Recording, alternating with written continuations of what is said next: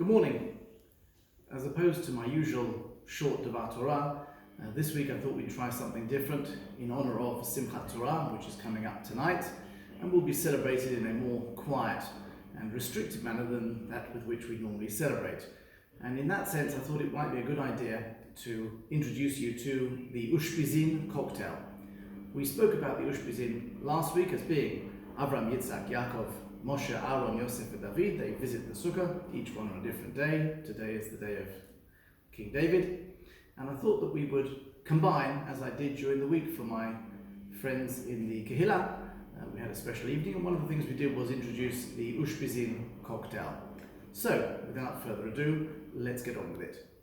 Abraham, as we said last week, symbolizes chesed, which is a sense of loving kindness. And there is no greater loving kindness than to provide one of your guests or your friends with some of your best whiskey. So the first thing we add to the cocktail is a dash of whiskey. The second thing we spoke about was Yitzchak. He is the second of the Ushpizin, Gvura, which means, amongst other things, it can be taken to mean at least courage. And for those of you who have never tried arak, trust me, it requires a lot of courage. Certainly if you're an Ashkenazi. If you're a Sephardi, you're used to it. So again, a dash of arak mixing in there. The third thing was Yaakov. Now Yaakov does require a little bit more of an explanation. Yaakov, we said, was Tiferet, beauty. My synagogue is called Tiferet Yaakov Shlomo. So we are a beautiful kehillah, as I'm sure many of you have beautiful kehillot. Now, the thing that best symbolizes a kehillah, or that coming together, is indeed fidge. Why fidge, you ask? Fidge is otherwise known as ficus curica, which is the Latin term for figs. And figs is interesting because Yaakov, as we know, was actually born in Israel, grew up in Israel, and only came down to Egypt when the famine started, but otherwise he was completely in Israel. And his other name is, of course, Israel. Israel. We are indeed Bnei Israel. Anyway, so that is the symbolism between Yaakov and a native-born person to Israel, and of course a native-born product. And indeed, it says in the first book of Kings, chapter 4, verse 25, and Judah and Israel dwelt safely, every man under his vine and under his fig tree, from Dan even unto Beersheba. So, nothing more appropriate than a touch of fig liqueur.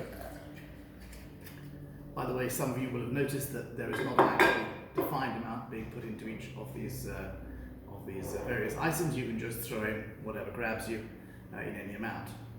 Next thing is Moshe. Moshe stands for Netzach.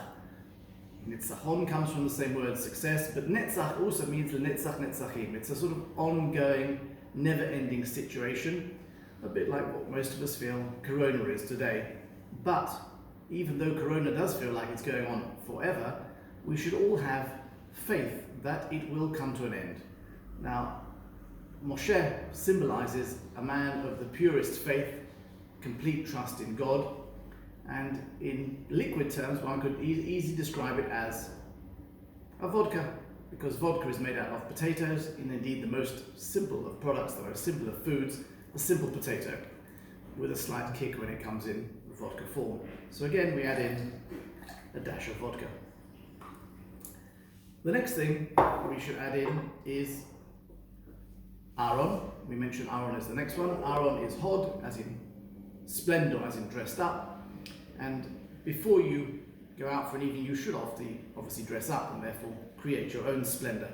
And splendor comes with a sense of beauty, and there is nothing more beautiful than apple blossom, Apfelbaum, or symbolized by the liqueur bad apple. Less of the bad, just more of the good, but again a dash of bad apple.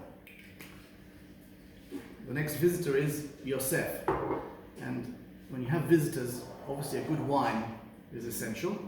Here I highly recommend the Mountain Vista Rosé from Tura Winery.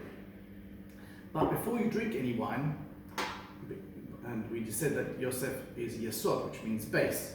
It's always good to have a solid base before you have alcohol, so a touch of milk is probably just as well to add to this product. And if we're talking of Israel, the land of milk and honey, then a slight dash of honey will probably also not go amiss. Finally, having established that, one can obviously add in the wine. You can, of course, choose red or white. This is just what I had to hand at the time.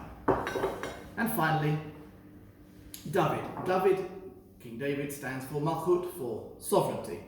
And the drink most associated with sovereignty for my UK viewers is, of course, the late Queen Elizabeth, the Queen Mother's favourite drink, which is gin. So if you drink gin, you will feel like a king.